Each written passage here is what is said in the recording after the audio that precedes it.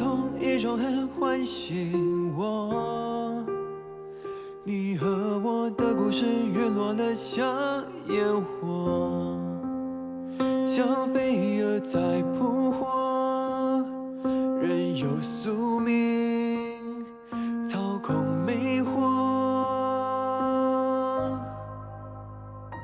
哦，那影子深藏在光尘中，迷失在这城市，忘了山是枷锁。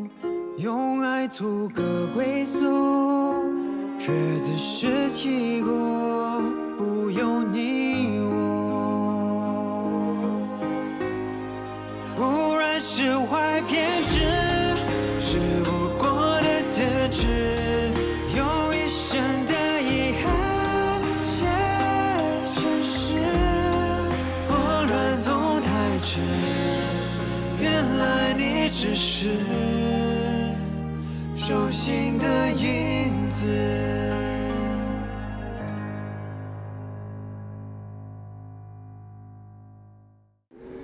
对，他哮喘病发作了，很辛苦。药呢？药有没有在他身上？好，你快点来。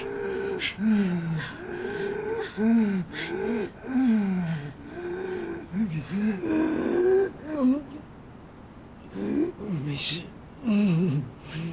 别怕。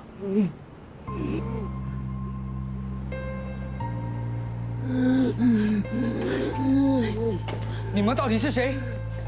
记者吗？来店里拍什么？你走，你没事吗？问你们话呢，还装？你们想干嘛？雪，走，来。你们想干嘛？我警告你们，我已经报警了，不准乱来。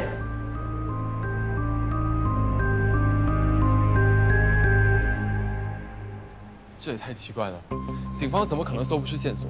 这两家店肯定跟阳痿药有关。有两种可能，一是安迪安撒谎，还是我们打草惊蛇，让他们提早了防范，把证据都扯了。这些都不重要，你要不要先去一趟医院检查一下身体？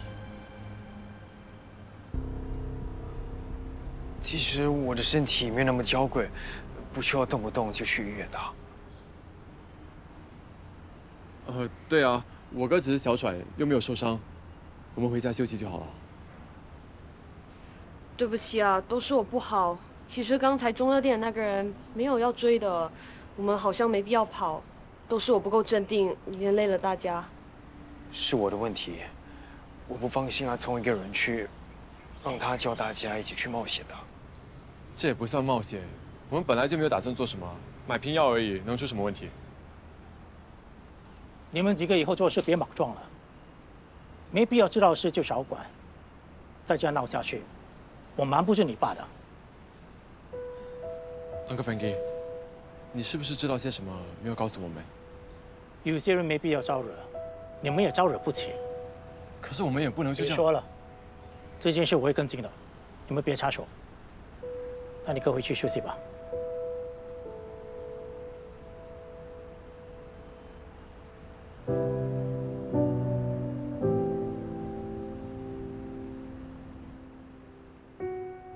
恭喜恭喜！这棵小植物是我们送给你的，恭喜你荣升副经理！谢谢大家。好了，今天晚餐我请客，我们去庆祝庆祝。应该是我请才对，我从职场小白兔走到今天，都是大家的功劳。我还有很多东西不会，以后还要请教你们呢。哎，你本来就是股东，难得当初愿意从低做起，单凭这份毅力坐上这个位置，绝对能服众。谢谢。走吧走吧，大家回去工作。主任，等一下，有事吗？我想看看康龙药厂的采购资料，可以让人帮忙准备吗？哦，我们的药厂向来独立运作，跟采购部没有直接关联。哦，是吗？我还想说跟那边的主管打声招呼，参观一下制药厂。我不是很清楚药厂的运作，不过你如果想过去看看，我可以帮你联络。真的吗？谢谢你了。那就约今天下午。今天下午有空。好，我帮你问问，回头再让你知道。谢谢主任。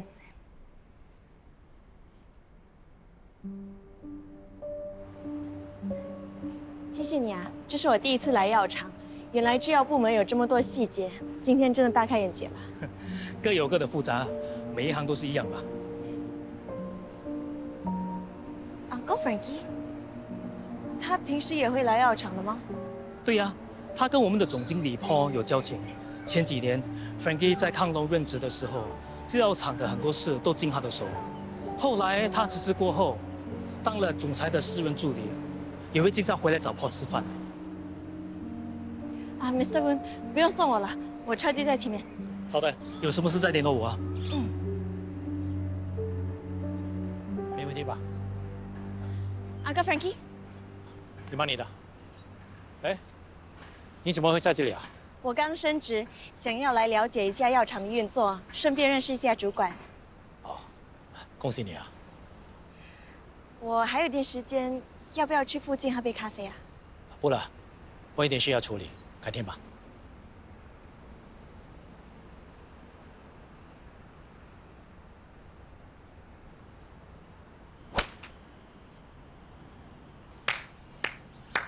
又进步了，再练下去，很快就变职业运动员了。导森能做到的，我也行。我查过 Frankie， 这边的制药厂确实不归他管了，不过他还在帮顾兆华打理着越南那边的制药厂。那这里的药厂采购报告呢？有发现什么问题吗？我找专人看了，都是一些正常原料药明细，账务分明，只是还有一批要销毁的原料药没有记录。不过应该只是还没更新，不像有古怪。但是直觉告诉我 ，Frankie 这个人不简单。好，那我们就多盯着他。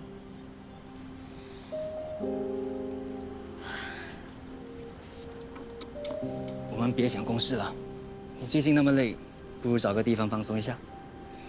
我走不开。不用去太远啊 ，staycation 也行，庆祝你的生日。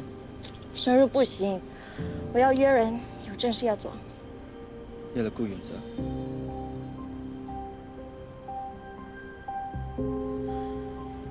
你不要这样，我很清楚自己在做什么。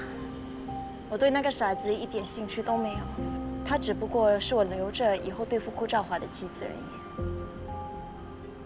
已。这个人真的有利用价值吗？虽然没有实权，不过股份全都在他名下，我不想放过任何机会。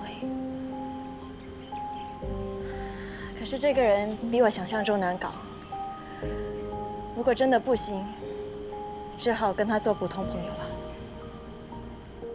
取缔的好啊！哎，大机构的药厂都被调查，说明越南政府这回是下定决心打击不法分子。再不管制，就世界大乱了。对，我们真金白银研发药物，他们利用旁门左道仿制生产就谋取暴利，这些人根本不应该存在。哎呀，这下好了，他们元气大伤，我们可以睡个安稳觉了。应付他们太费神了，早该结束了。机还站在高处，永远都是举重人，停不下来的。要不，退下来吧。你懂我的，这个位置不到我认输那天，我不会退的。这么多年苦心经营，我心里很清楚我付出了什么。还是一句老话，这个位置谁有本事谁来做。有时候得到一些，一定会失去一些。一路走来，都是用最珍贵的在交换。你的大半辈子都花在事业上，难得秀涵回来了，你就没有想过有个完整的家吗？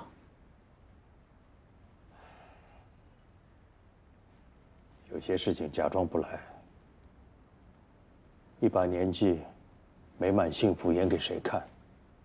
再说，我和秀环之间有些结注定解不开。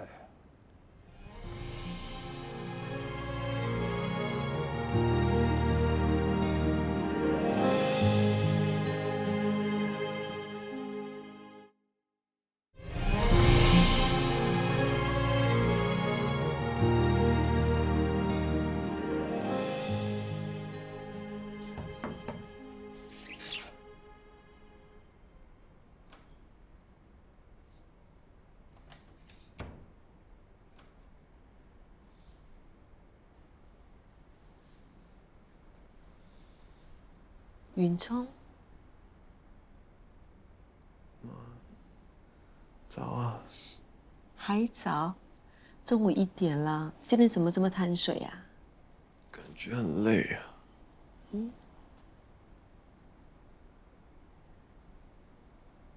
有点烫，你发烧了？没事了，应该只是小感冒。难怪全身都是汗。真的没事的啊。你就不要动，让我把你汗擦干，不然更有感冒，病上加病。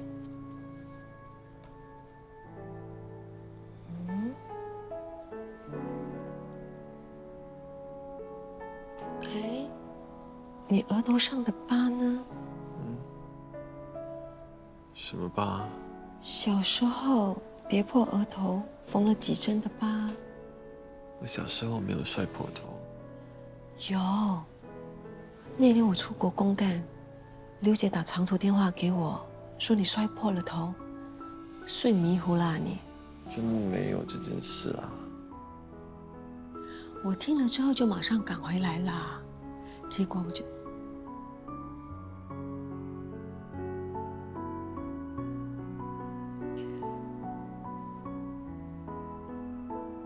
Dr. 贝可以作证，是他亲自来家里给你缝针的。妈，真的没有这件事，你是不是记错了？你的事我怎么可能会记错呢？待会儿 Dr. 贝过来，你当面问他。不用啦，Dr. 贝很忙的。不行，一定要生病就得看医生。我自己吃感冒药就行了。你要听我的，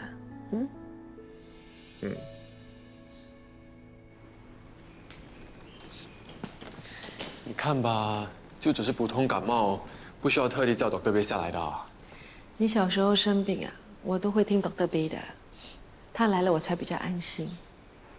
你呀，别当做自己学过医就乱来，身体是要好好照顾的，尤其是你现在。Dr. 贝，秀王阿姨，哥，你来的正好，真正需要检查身体的人下来了。Dr. 贝，我哥最近的哮喘病频频发作，你帮他检查一下。你这哮喘又发作了吗？哦，我帮阿聪挡了一箭，应该不会再发作了。你们两个啊，不要东扯西扯的，谁帮谁挡箭都没有用，生病了就要看医生。我赞成顾太太的话，你们两个不能乱来，记得下个星期到医院做例行检查。好，你呢，记得准时吃药了。我先走了。我送你。拜拜。拜拜。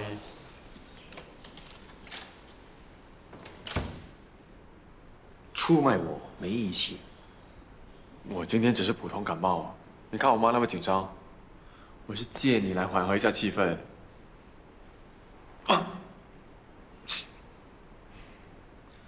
希望阿姨生活没有寄托，她把心思放在在乎的人身上，很正常，很像以前的我。看来我要给她安排一些任务，不让她接触更多人。Dr. 贝，哎，有一件事我想麻烦你，我现在不方便去医院，能不能帮我带一些药啊？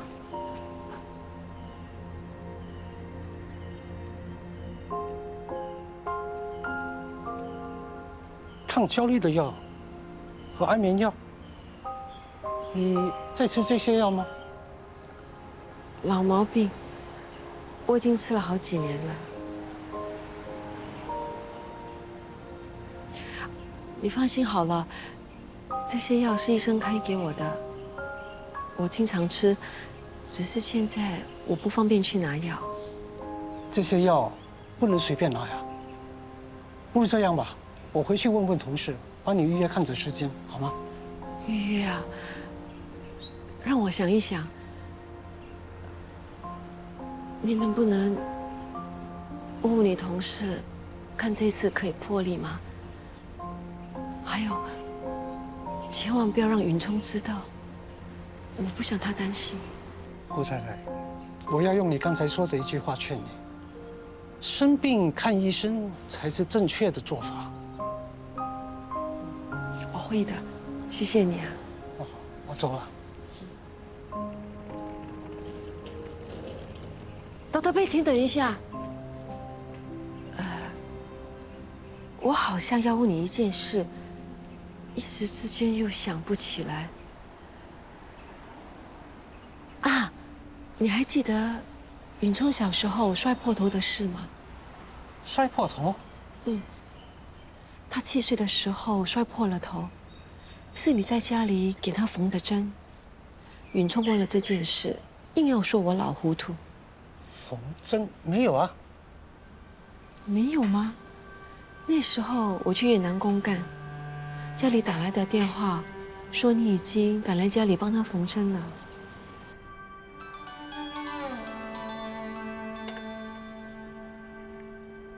刘姐啊，怎么会那么不小心呢？通知 Dr. 贝了吗？在缝针啊！可是我跟先生现在都不能回去啊！允聪跌破了头啊！啊！先别着急，你马上订机票回家看看。刘姐，帮我好好照顾允聪，我先跟先生商量一下，我待会儿再打给你啊。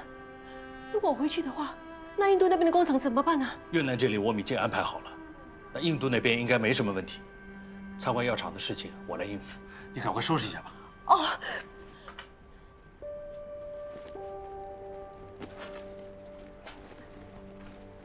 这些手信带回去给同事分了。哦，我给你订票。好。啊，Dr. 贝，当时如果不是你，会不会是其他医生？你没有听说过允聪跌破头这件事吗？我不太清楚，毕竟20年了。也对，已经20年了。可能是我记错了吧。那我走了。嗯。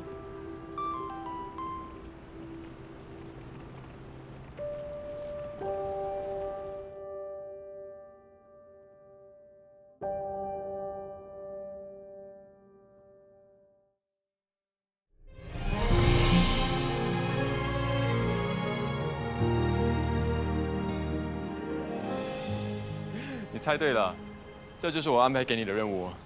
就是前几天你说的那位婆婆吗？啊，她就住在楼上。上次小散人给独居老人派物资的时候，她问我能不能够帮她找一个小天使。你就是我帮她找的那个小天使。我怕我应付不来。你不用担心啦，帮几天忙而已。更何况石院和贝贝都会在，你肯定能应付的。石院。对不起，我来迟了。阿弟，我们也刚到，我们上去吧。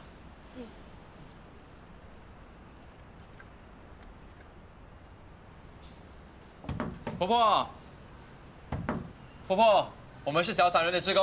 哦，进来吧，铁门没锁。Hello， 婆婆，我们又见面了。今天我带了一个特别的朋友，想介绍给你认识，这是我妈。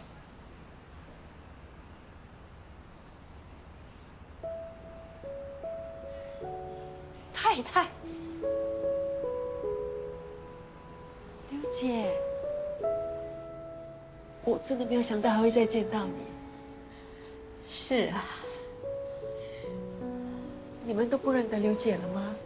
你这么一说，我有点印象了。你看我都见了刘姐2次了，2次都没有把她认出来。不认得也很正常。大少爷和小少爷都长这么大了，我也只记得他们小时候的脸。婆婆家里缺的我都已经记下来了，有些医疗辅助用具，我们之后可以从小散人那里带过来换新的。谢谢你们啦！我的女佣有事回了家乡，护工申请又还没有批下来，要不然就不用麻烦你们啦。幸亏你麻烦我们，不然我们就要错过世纪大重逢了，对吗？婆婆，你介意我们到房间清理一下吗？有些杂物堆放在地上，移轮椅很不方便的。哎呀，不用了，我怎么好意思呢？你就让我们帮你打扫吧，打扫干净，住得舒服。妈，这里就交给我们，你就陪刘姐下去逛一逛，顺便熟悉一下周围的环境。太太，这些年你在里面过得好吗？过去的事，我不想再提了。你先生呢？我听允聪说，你现在一个人住。几年前一场车祸，我先生走了，我也受了伤，这双腿就不能走路了。对不起啊。没事，我都放下了。是命躲不过啊。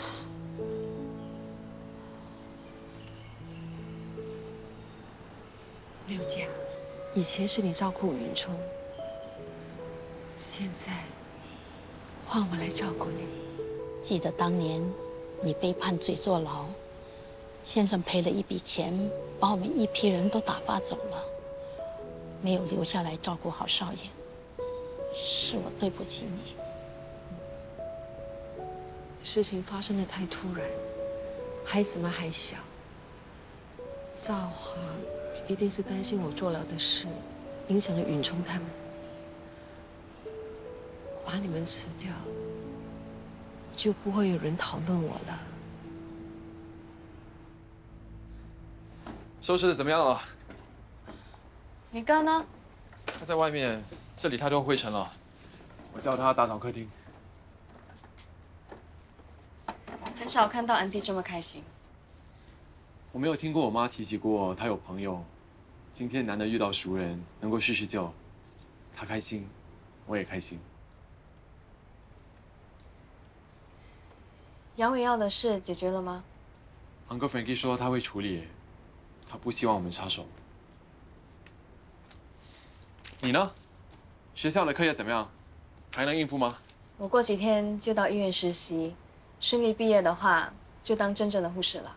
啊，真的啊？那恭喜你，离梦想越来越靠近了。要不是你们，我应该也没机会完成爷爷的心愿。谢谢。我们两个之间除了谢谢就没有别的话题啊？怎么那么见外？我来吧。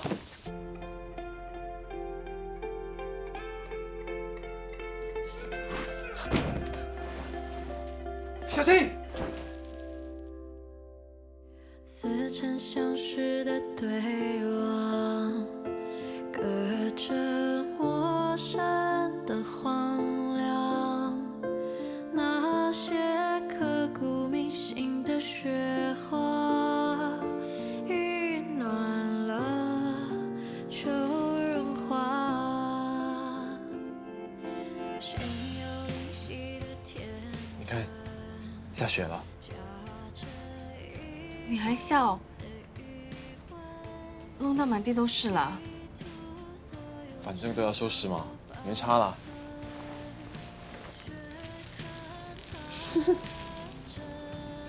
啊！喂！弄到满地都是了。哎呀，待会儿还可以收拾的嘛。弄到你的脸了。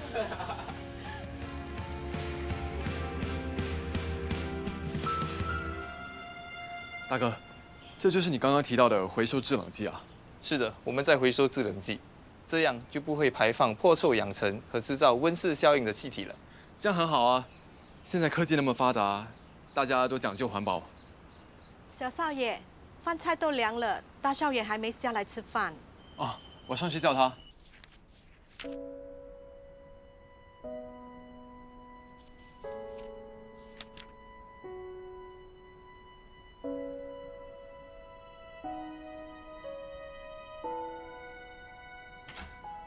哥，你在干嘛？没干嘛。哎，刚刚萍姐说你没有吃饭，是不是不舒服？我不饿，我等下才吃。没事就好。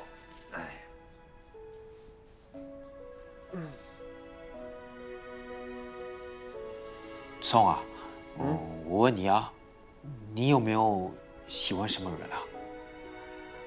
喜欢什么人？哦，就是心动的喜欢。你有没有对你身边异性的朋友产生别的想法？例如石院，还是贝贝？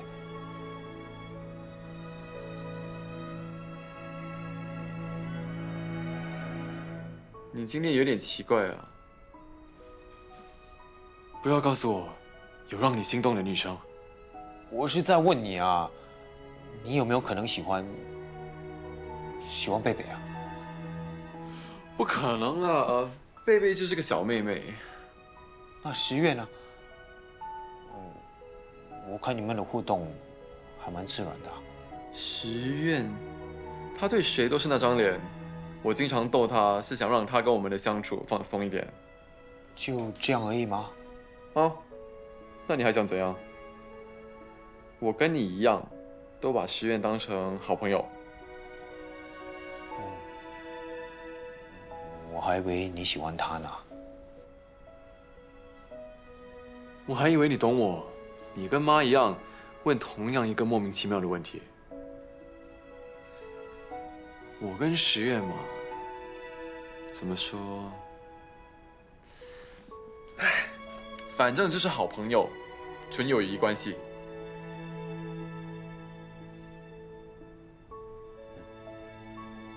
是吗？不然呢？你还想要什么样的答案？没有啊，随便问问而已。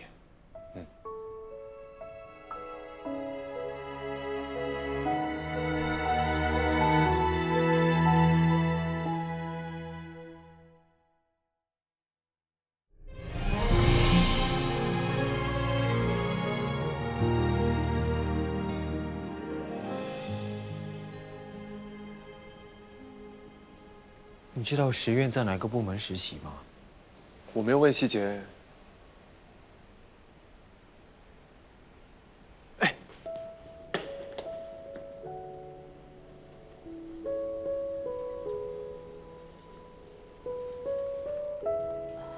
太太，太太，走那里，对面的小贩中心有道很好吃的炒粿条，你一定会喜欢的，在那里。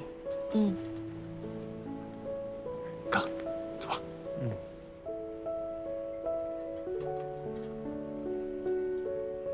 总，我觉得你过分担心了。陪刘姐复诊这些小事，希望阿姨应付得来啊。我妈很少出门，对这里又不熟悉，我还是有点不放心。还有刘姐啊，再跟一段吧。走。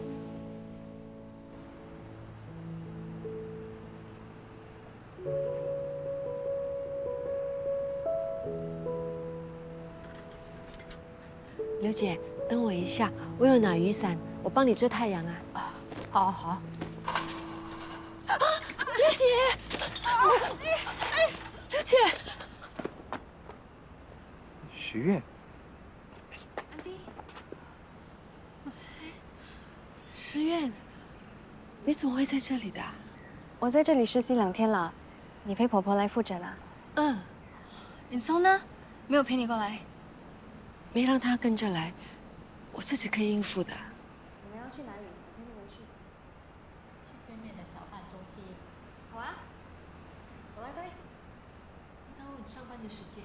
不会，我值夜班，现在已经下班了。本来想要回来拿点东西，就碰到你们，先陪你们去小贩中心吧。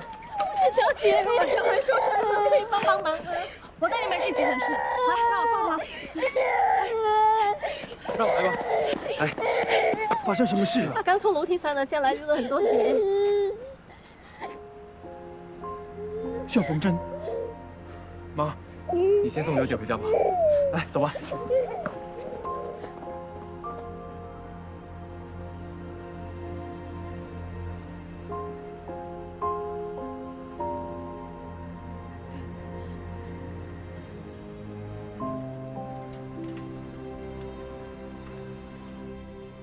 这样就好了，谢谢，真的是很谢谢你们。最重要是你的女儿没事，快点去看看他吧。谢谢谢谢。笑什么？我在笑，我们看起来真的很狼狈。安迪不是说不让你来吗？怎么会在医院啊？偷偷跟来的。阿忠说要远远看着他。孝顺。你要回家吗？嗯。那一起吧，我们也要走了，送你回家。不要，我肚子饿了，想要先去吃点东西，除非你们要陪我。陪。我们走吧。哎，等一下，我们身上都是血，走在大街上会吓到人吧？那怎么办？我车上有新的衣服，换了再走。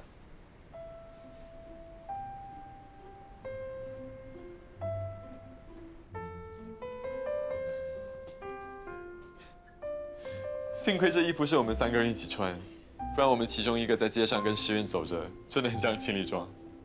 这衣服是印刷厂为小散人印的样品，没想到派上用场。这衣服的尺寸也太大了吧？我帮你吧。哦，谢谢。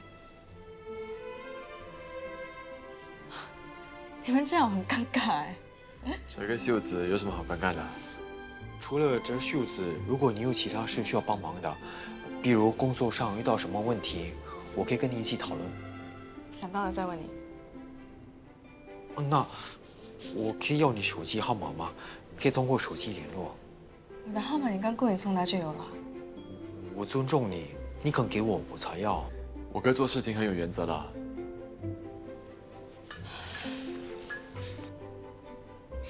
嗯。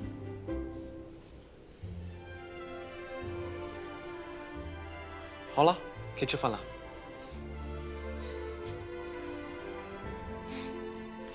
肚子一定很饿吧？待会儿带你去一个特别棒的餐厅。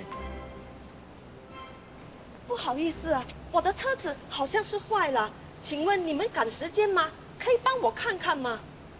你的车子怎么了？不知道怎么的，没有办法启动。你的车在哪？我帮你看看吧。聪，等一下，你车子坏了去叫拖车服务，我帮你收到附近的拖车号码，你记下来。哥，我还是帮他看一下吧。你又不会修车，估计这样去看一看也需要大半个小时。许愿饿了，肚子很难受的。不好意思，那没关系啦。你还是帮他看看吧。我想到一个两全其美的办法，你们2个先过去，我这里弄好了就过去命你们。不用了，我也不会太饿。车子都叫到了，2分钟在门口，我把资料发给你。好。你的车子在哪里啊？在那边。啊，谢谢。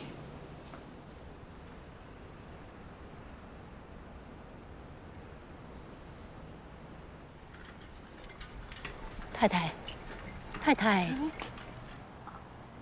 怎么了？啊，是不是口渴了？哦，没有没有，我没有口渴。来，坐下来，坐下来休息。你是不是被刚才受伤的小孩吓到了？看见那小孩流血不止，我突然想起允聪小时候。那时候我在越南，你打电话来告诉我，允聪摔破了头，我的整颗心都快跳出来了，那种感觉，到现在我还历历在目。太太，20年前的那通电话，后来我越想越觉得不寻常，那通电话不是我自愿打的。什么意思啊？那个时候，我也想不通，为什么 Frankie 要我打那通电话。可是后来你坐牢，我也就没多想了。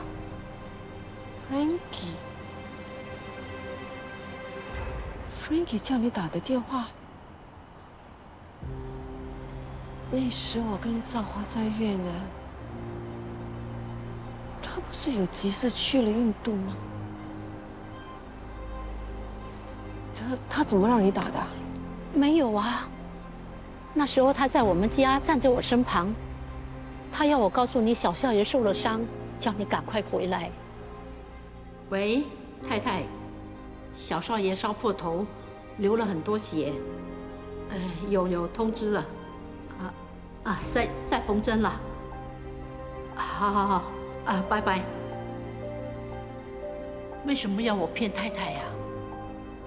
去煮饭吧，杨大少应该饿了。哦，可是小少爷根本没有受伤啊！我真搞不懂，他为什么让我骗你回来？后来我被先生解雇，离开顾家之后，我就没再提这些事了。Frankie 为什么要骗我呢？记得他当时说有事要赶去印度，所以安排我跟赵华去越南出差。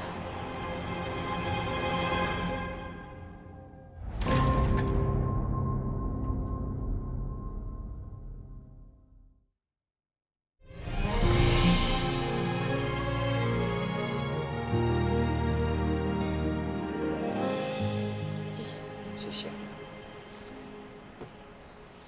你在康荣实习能应付吗？还可以。你在哪个科室实习啊？手术室。康荣基本上各个科室都齐全，你们会被分配到不同的科室实习。对护士来说，临床工作比理论知识重要。对以前的我来说，有可能会比较重视技术上的操作能力。不过现在的我觉得，实习应该学习的是态度、价值观和道德观。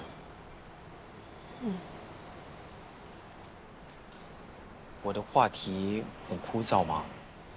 不会啊，你可以说，你不用太在意我想什么，每个人都有自己的方式，你开心就好。可是我很在意你在想什么。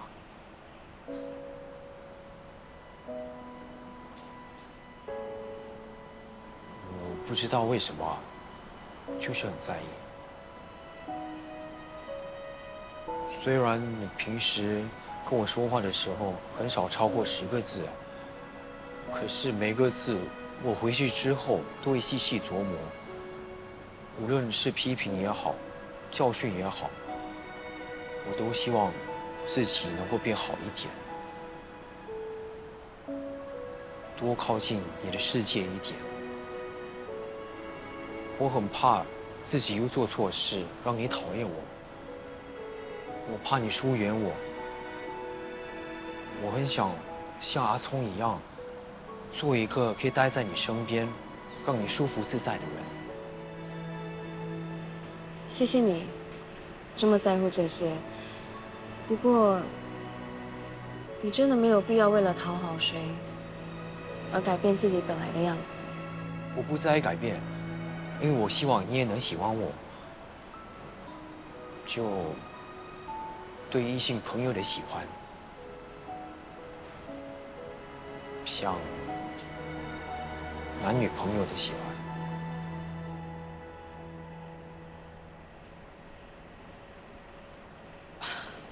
我有急事，先走了。10月，10月，等一下。10月，10月，我刚才的话已经憋在心里很久了，可能一开始我没意识到这种在乎是喜欢。你说的，我像金鱼，可能我真的是吧。后来我就上网去查资料，我读了一些书，都是跟爱情有关的。我就觉得你像勇气，像氧气，我就确定自己喜欢你了。你可以不要再说了吗？为什么？你也要看我想不想听啊。你刚才不是说不要在意你在想什么吗？这种事不一样。那好吧，我改天再说。改天也别再说了。你不接受我吗？对，我没有办法接受。是不是我太唐突了，让你不舒服？我没经验，我没试过怎么表白，我不知道该怎么说才会很自然。不如我回去再练习，我找另外一个方式来说。千万不要！你就当我在实习吧，给我时间反省纠正，不可以吗？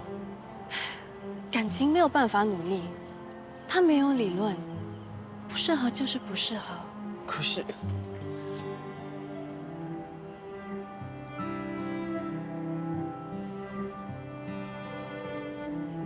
真的不可以再努力吗？不要再跟着我了。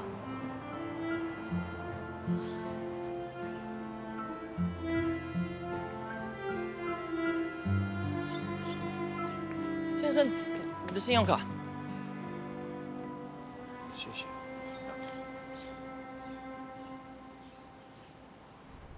都说了，别来医院找我。没办法，找不到上头，只能找你。你们想怎么样？你不准开工，工人没收入，个个都摆臭脸给我看。还有，药不准卖。agent都找上门来了，我听你命令，你应该解决问题吧？钱都压在那些药上，下线们都闹着要退货退钱，我很难做。这些都不关我的事，药不是我的，我只是给你地方，给你方便。是你喊停的，不关你的事。我们在同一条船上，我们淹死，你也活不了。这样吧，你先汇点钱过来，我跟小的交代，你再私下跟上头商量。好，今晚过账给你，但别让我再看见你们出现在医院范围。通情达理，我让小的等消息。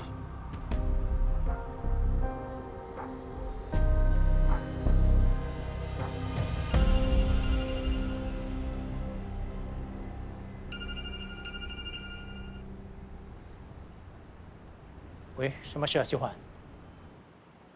哥，石原呢？走了。走了？怎么那么快啊？手里怎么拿着信用卡？结账。怎么了？又跟石原吵架啊？没有吵架。到底发生什么事情？快点告诉我！怎么吃饭不待在餐厅里面，自己一个人傻傻站在这里？我吃完了，在外面等你。你到了，我们可以走了。哥，你吃饱了，但我很饿，至少陪我吃了饭再回家吧。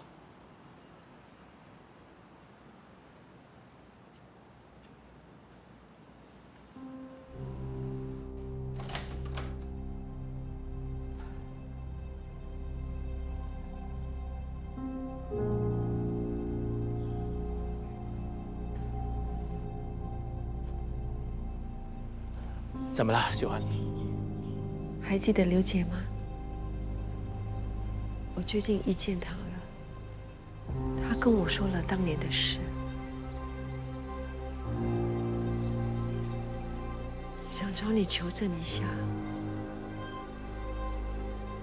好，我能说的一定告诉你。听了刘姐的话，我反复推敲了很多很多，我假设了很多很多理由，可是偏偏找不到可以说服自己的理由。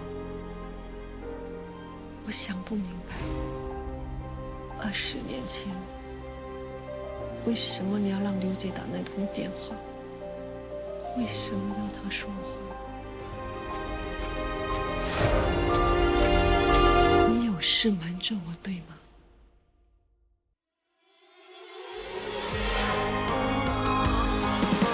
自己也多么心相通。如果就这一次为自己而洒脱，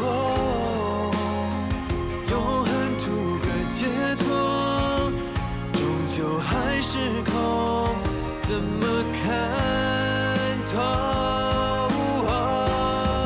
忽然明白，爱是痛却无法克制，命运爱恨写诗。